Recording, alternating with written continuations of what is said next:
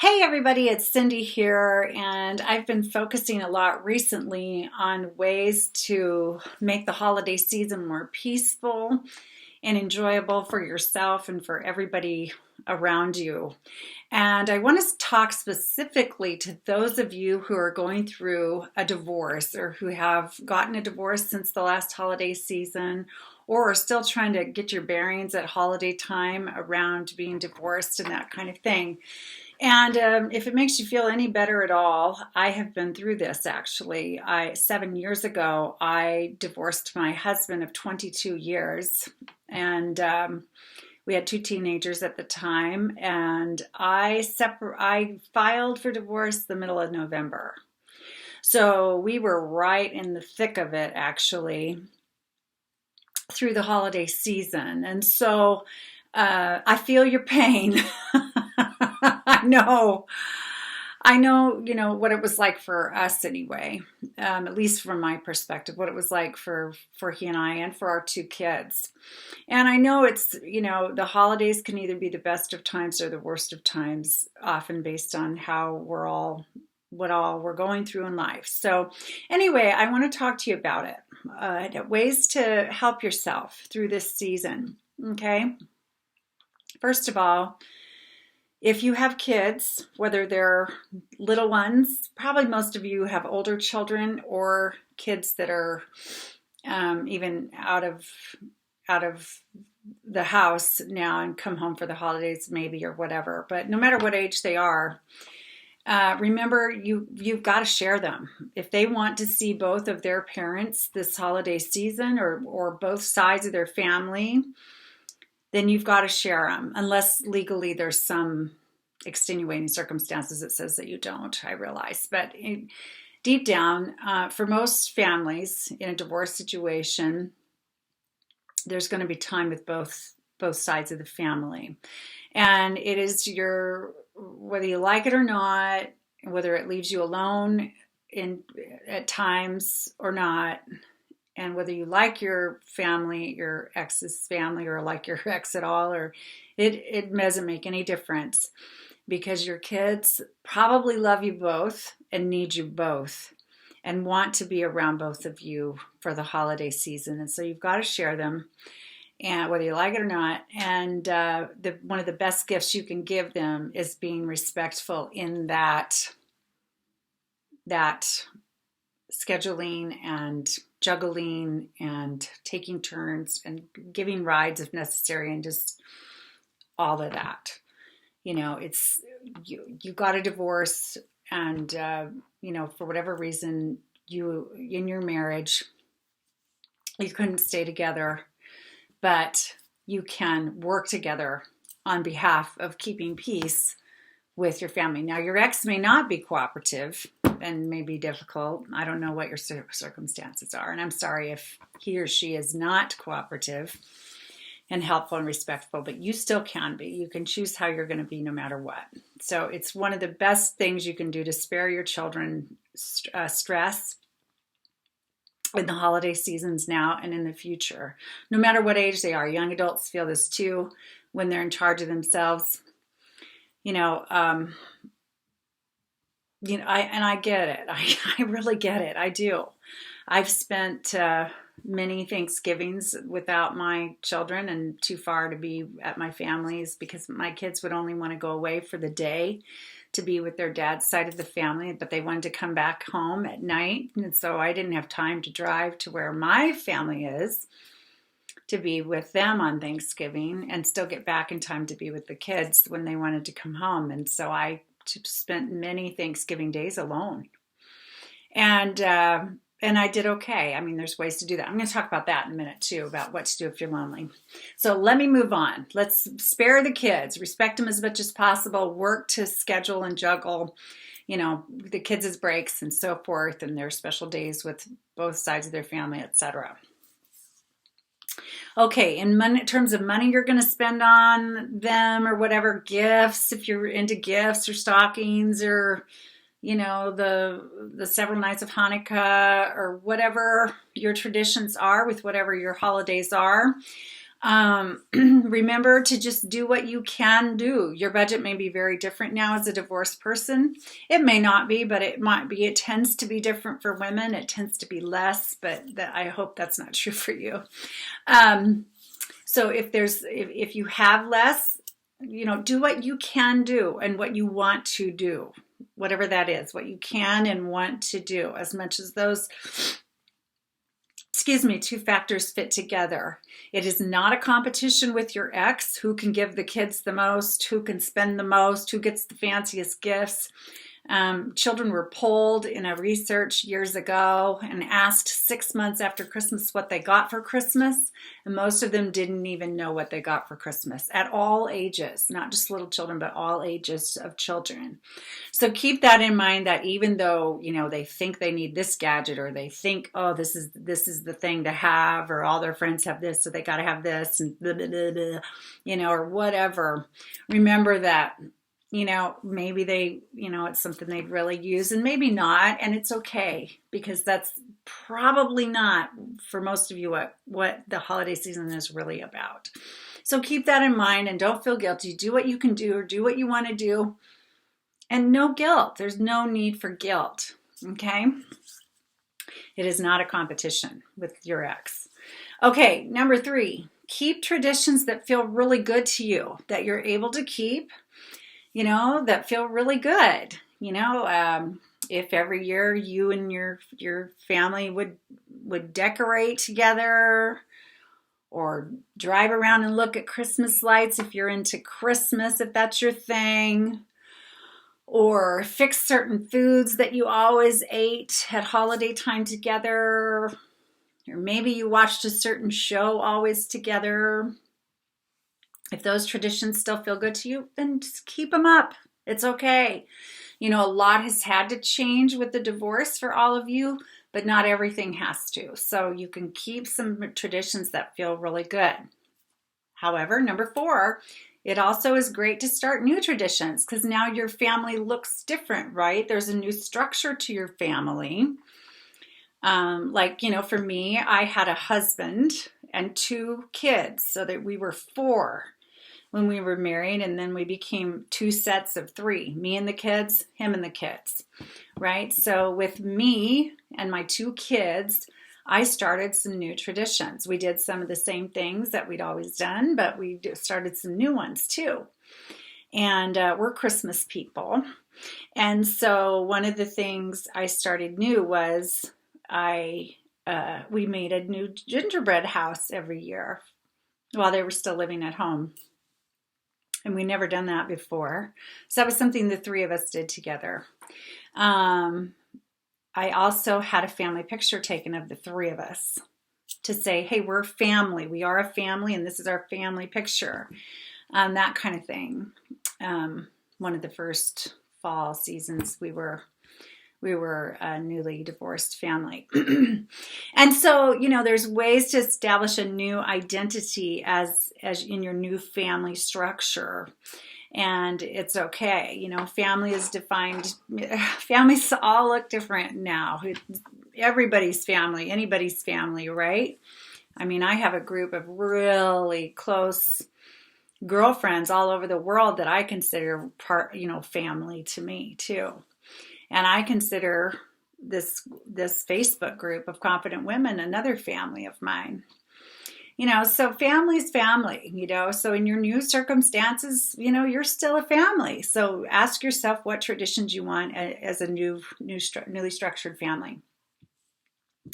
And then number 5, you might be feeling lonely because you're not married anymore. You might be feeling lonely because your kids are away, or maybe you don't have children, so now you feel like you have no one.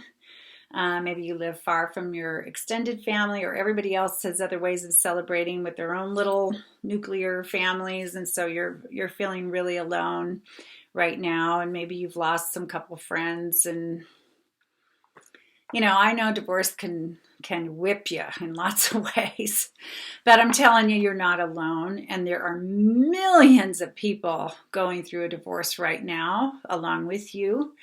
who might be feeling lonely too and need new friends or people to do things with or date or whatever you're ready for or wanting to do. So I would, number one, recognize that being newly divorced, being single again, etc., is a perfect time to explore, who am I now? Who am I? And what things do I love and enjoy in life? What do I want my life to look like this next year? Now that I'm newly divorced. I mean, it is a new chapter in your life, literally. It's a time to start, to begin again. And so you can say, all that I've been, all that I've done, all of it is fine up until now. And from now on, this is who I want to be, or this is how I want to be or show up in my life. And so I would spend some time in your alone time reflecting on who you are and who you want to become now in this new chapter of your life, and make it an exciting adventure. Make it be really curious about, wow, who am I now, or who do I want to be now? I'm starting fresh. I can hold on to all the qualities I have loved about myself, and the skills and the qualities that have worked well for me in my life thus far, and I can build some new muscles in my life. I can try new things if I want. I can develop some new qualities in myself that I haven't before. It's a whole new chapter. So I would use some of your alone time for that kind of thing. You're probably like, really, Cindy? I just want to drink a bottle of wine and eat chocolate. Well, do that too. I get it, girls. But really, seriously, figure out, who am I now, or who do I want to be right now? And then give yourself a gift around that. Give yourself some kind of gift for the holiday season. I bet some of you have never given yourself a holiday gift before, but you've gotten gifts for everybody else on earth, right? What can you give yourself? What can you give yourself based on your budget and all that? Maybe you can give yourself a day at the spa. Maybe you can take yourself to a movie you've wanted to see. Maybe you can, buy your favorite ingredients and bake yourself your favorite dessert. Maybe you can, go pick out a new scarf for winter. Maybe there's a book you've been waiting to read. You can go get either in a bookstore and give it to yourself as a gift, or go to the library if you don't have any extra money right now and check it out. And then give yourself the gift of curling up in your warmest, yummiest bathrobe or pajamas in your favorite chair and read that book when you have quiet time to yourself. Whatever. But do something nice just for you, because you deserve it. It's okay. Take a break, relax when you have some alone time. Now, if you're, and recognize that you may think, well, I can't be alone. You may feel like that. Like, I just can't be alone. Many of you have told me you're lonely, and you may not feel like you can stand to be alone. But remember that when we're newly single, not in a marriage anymore, one of the skills we need to work on and practice is going places alone and being home alone, sleeping alone, being in our house alone, going out in public alone to do things. I mean, that's part of it. So, I would really start exercising those muscles and take some risks and get out there a little bit on your own and stay still at home a little bit and get used to it, and realize that, hey, some of your married friends are exhausted, running around with their heads cut off, wishing they had some alone time. Right? Seriously, think about that. Remember how hectic life was at one time, and you were running and running and running, and you had so many responsibilities and so many people counting on you, and you would have loved to have 5 minutes to yourself at home, and you never got it. Well, now you've got it. And so enjoy it, embrace it, use it to your greater good. Okay? Now, if you want to spend time with other people and you're like, I don't know anybody else who's alone, check these things out. Either online dating, if you're ready at all to consider spending time with people in a dating situation. There's gobs of online dating sites. They're different. Explore them a little bit. Even just start researching them a little bit if you're considering this at holiday time.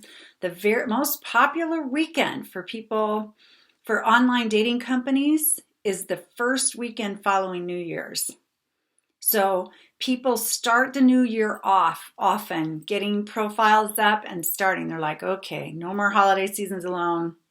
I'm going to get started. One of my new goals this year is to get out there and date. All right. So if you're feeling that at all, you might start playing around with some of those, looking around and researching which one feels best to you. Another option is meetup groups, meetup.com, meetup.com. Now meetup groups are all over the country, and maybe, I don't know if they're outside the United States, but they are all over the United States. And they're social groups of men and women, both, all kinds of people. And the point of them is they're groups that come together who have something in common, a hobby they all enjoy, something they all like to do. And then they schedule social time together. Like there's ones for hiking. If you like to hike, a hiking meetup group, a yoga meetup group, a book club meetup group, a watch the ball game meetup group, learn to sew meetup group, play board games meetup group, go dancing meetup group, single and in your 40s meetup groups. Meetup groups are for making friends, doing activities you enjoy with others who have that in common. And some people use them as to meet potential partners for dating. So, but it doesn't have to be viewed that way. So they're free to join, and you can join as many as you want, go when you want and not when you don't. And the cost is the cost of what you're doing, like what your activity is together. So it's totally up to you. Check it out, meetup.com. If you have a city near you, there's likely to be hundreds of meetup groups. Like I live in a mid-sized university town of about 100,000 people, and there's some meetup groups here. Kansas City, which is about a half hour, 40 minutes down the road from me, there's over 500 meetup groups. We have some here in Lawrence. I don't know how many, but in Kansas City, there's over 500. So check them out. That could be a resource for you to find new friends, to have people to do things with you enjoy doing, or to start, considering dating. So, but no pressure here. I'm not trying to push you to date. I'm just saying if you're lonely and you're looking for companionship or new friends or people to do things with, that is a wonderful, safe alternative. So those are my thoughts on being divorced and getting through another holiday season.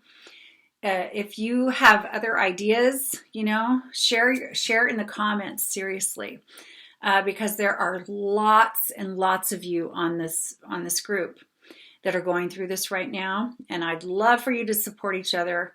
You have my support, of course. And if you want to talk more about it, of course, you can schedule a call with me as well. So let me know in comments below if you would like to schedule a breakthrough coaching call to talk about this or anything else you're going through. And I would love to help you. It's what I do. I'm a coach, and I'm telling you, the people I work with are getting results. I've been through a lot of this stuff myself. I have over 30 years of professional training. And, I'm just kind of the girl next door who happens to help people create the lives they want, whatever success and happiness is to them. So anyway, it's great to talk to you. I wish you many blessings, and I'll talk to you again soon. Bye-bye.